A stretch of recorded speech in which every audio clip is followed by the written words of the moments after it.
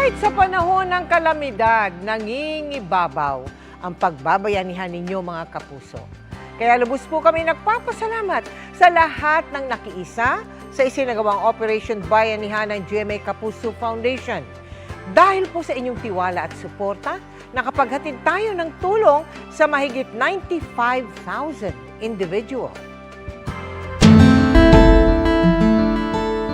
Mula sa dating 1 tonelada, 2 pirasong bunga ng papaya na lang ang naani ng mag-amang Nitoy at Kenneth sa kanilang taniman sa Dilasag sa Aurora.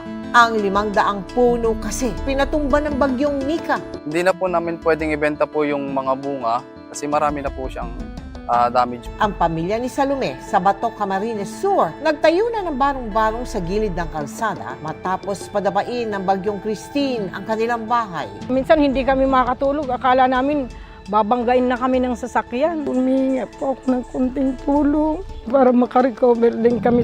Sa sunod-sunod na paghagupit ng bagyo sa bansa, tuloy-tuloy rin ang naging Operation Bayanihan ng GMA Kapuso Foundation. Sa Batanes, kung saan maraming bahay ang nawasak dahil sa bagyong Hulyan, 9,600 ang ating naabutan ng tulong. Sa pagtama ng bagyong Christine sa Batangas, Quezon Province, Bicol Region at Cagayan Valley, mahigit 40,000 na individual ang natulungan natin.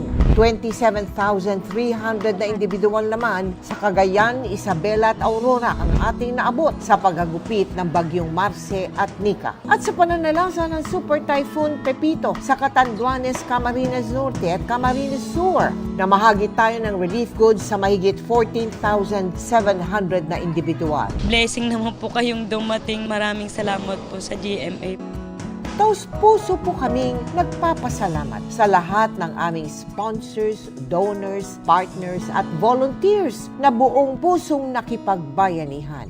At sa mga nais makiisa sa aming mga proyekto, maaari po kayong magdeposito sa aming mga bank account o magpadala sa Cebuana Luwalier. Pwede ring online via GCash, Shopee, Lazada, Globe Rewards at Metrobank Credit Card.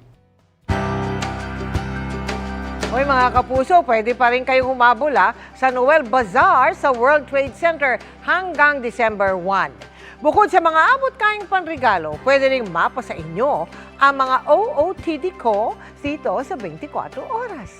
Sa Celebrity Ukay-Ukay booth ng GMA Kapuso Foundation. Ang lahat ng kikitain mapupunta sa mga projects ng GMA Kapuso Foundation. Ngayong Kapaskuhan, ating iparamdam ang tunay na diwa ng Pasko sa mga kapuso nating nangangailangan.